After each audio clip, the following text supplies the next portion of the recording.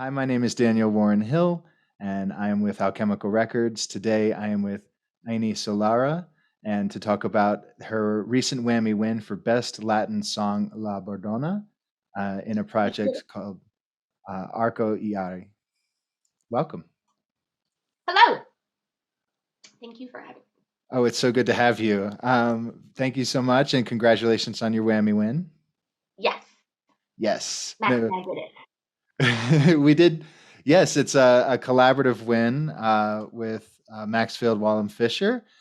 Do you want to talk a little bit just about that collaboration in general before we talk about the excitement of the win? Yes, I do. We are a tango group, um, and that really focuses on contemporary tango. Um, because it's an odd instrumentation. It's not calm, si, bandoneon, and cello. And so this duo was born out of necessity. It's hard to find tango musicians in the United States, and I was getting ready to audition for an tango orchestra school in Buenos Aires in 2019. So the tracks that you hear, two of the tracks, Redención and La Bordona that we won, I arranged those for me and Max to prepare me for the audition. So I go, and I end up studying in Buenos Aires for a year. But Max hosted a concert for me to go, and he was like, this actually really works. And I'm like, yes. When I come back from Buenos Aires, let's continue. When I came back, he and I did a collaboration with the Opera House in series for a fusion of tango and opera for Carmen. And for the music before the opera, the director, Tim Nelson, asked me and Max to play some tangos beforehand. So we performed La Bordona Redención, and I arranged Don Agustin Bardi for this music, and we played some solos. And so we essentially were the overture to this opera. So we played these three tracks on this EP over and over again, and it really solidified us as a duo. Then the pandemic hits, and Max has to go. He's a very active cellist for the Levine School, and so all of his classes went online, and it really hit him very hard. I'm also a nurse anesthetist, so I was working during this pandemic, intubating COVID people. So we were really experiencing very difficult things. So to keep us somewhat active, we decided to record this EP in the house of our friend, just to, do something. And I think the EP reflects the mood. We play these pieces very differently now, but I feel like the EP really captured what we were going through at that time. Yeah, and you have the total of three tracks on the EP itself. Yeah. This one, of course, won for Best Latin Song from the Whammies, the local prestigious award. Uh, I would love for you to comment on what your thoughts are on what it might be about this song that stood out from competitors in the genre. I don't know if this is going to make it because it's a little embarrassing about me. So I submitted us for Best Latin Group and Best Latin Grammy. And Best Latin Song. And Max is like, Amy, do you think you'll win? And I'm like, I don't think so. And he was like, why? I'm like, because we're acoustic and play weird instruments, and it's songs that no one knows, and it's not like pop stuff. We're totally not going to win. And so he's like, well, maybe we'll win. I'm like, I don't know. So we go to the award show, and the Best Latin Group comes, and we don't win. And I was like, see, Max, like, we didn't win. And we had been invited to go to another concert. So Max is like, don't you want to stay for Best Latin Song? I'm like, we're not going to win. And so we left. I didn't know we won. My friend had to message me because she saw the list of winners, and she's like, Amy, I thought you didn't win. And I was like, we didn't. And she sent me the list, and I like lost it. I was like, no freaking way. And so I told Max, and Max was also in disbelief. He was like, Amy, are you sure? And I'm like, yes. He's like, no way. And I'm like, way. And so we were both incredibly shocked and very honored. And I like to think it stood out because it was night and day from the rest of the nominees. It it was all acoustic. It's not pop music. It's instrumental, and it's my arrangements of old tangos. And so I think it stood out. It must have stood out. And I like to think that the feeling that we put in the music must have touched the judges. I don't know. I don't know. I was surprised, Daniel. Well, absolutely. Considering you had mentioned, it was like a way to kill time during the pandemic. I mean, it was a meaningful project for the keyboard. Absolutely. No, absolutely. But it is funny how, the things that we gravitate towards where we're just doing it out of that kind of whimsical nature ends up becoming the things that gather the most attention. Yeah. Well, Yeah. in terms of other collaborations, and maybe this one will, have a chance of being an opportunity for you to win your second Wammie Award. You have another collaboration, and you just released a whole album's worth of content called Bach and Bandonón. Is that right? Yeah. Bach and Bandonón. Can you tell us a little bit about that? Then talk about another project born out of whimsy and just Necessity. because no, not even necessity, just because I wanted to. Uh, so Bach and Bandonón, people were very surprised that my first full album was not tango. It's actually classical music. And so this was talk about weird ideas. So the Bandonón as an instrument is actually challenging to learn in the beginning because the buttons are different in, going, out. And so it's different on both hands, and you can't see your hands. So you have to learn 4 keyboard systems. And so what a lot of professional bandoneonists do when they're learning is they study a lot of Bach, because Bach doesn't stop. The notes just keep going. So you have to keep going in and out, and you really learn the keyboard system. You also learn really good technique, because one of the other hard things about the instrument is control of the air, good air quality. And Bach really trains that. So I spent a lot of time studying Bach and really loved playing his music on bandoneon. So I've been playing bandoneon for 7 years, and one of my teachers early on said, when you're studying a piece of music, you should only first study music where a professional told you when to open and close, because in the beginning you don't know the best ways to do it. So when I was in Buenos Aires in 2019, I was like, I am ready to put my openings and closing. So I arranged a Bach fugue for 2 bandoneons, because it's actually kind of there's a lot of Bach fugues are impossible to do it with one person. You need 2 people. So I arranged it and put the openings and closing, and had lessons with my teacher Santiago Segret of him like helping me through it. And he was like, you should record these. I'm like, no one's gonna study these. This is a lot of work. Anyways, the pandemic hits. And so I'm at home because, I do anesthesia, and all the elective cases were canceled. So I was like, what am I going to do? I'm just bored. I don't want to get depressed. So I learned Pro Tools. And I thought my first good exercise to practice editing would be to record both bandoneon parts of this Bach fugue. So I recorded it, edited it together, and my husband, who's a video editor, did a video of me playing with me. And I put it on Facebook, and people love it. And my friend Rodrigo Avalos saw it, and he's like, Amy, that's awesome. I want to do a fugue with you. And I'm like, really? He's like, yeah.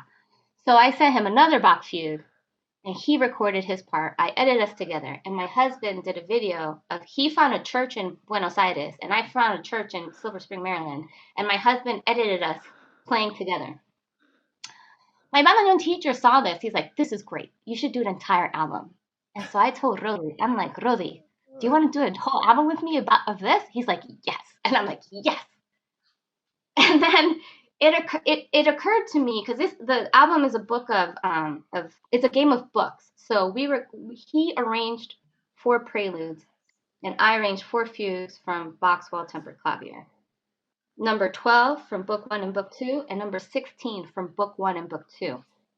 Intentionally, because I like the idea that when you have the same restrictions, very different outcomes can come out in art. So it occurred to me, I was like, really, you and I should each write a prelude and fugue in the same key, and I'll be book 1 and you be book 2. He's like, that's a great idea. So, so in this album is also our own compositions of in the homage of Bach, not like Bach because no one did it better than Bach, but in homage of him. And then my teacher, Ramiro Huero, who encouraged us through this album, also said, Amy, you should record this in a church, like old school. And I'm like, that's crazy. But it stuck with me. So I went to Buenos Aires December of 2020, and we rehearsed like hours, like for 3 weeks, and recorded in the album in 2 days in his church, and it resulted in a sound that I couldn't be happier with the sound that emerged from it. It's to me, it's one of the things I'm most proud of up to date. All of it is beautiful. I'd say, and certainly unfamiliar to mostly pop, trained ears. But it is absolutely gorgeous, and the amount of work that went into it is absolutely, incredible and mind blowing. So, so glad so glad that you had the opportunity to be able to spend time in both of these projects. I love them both.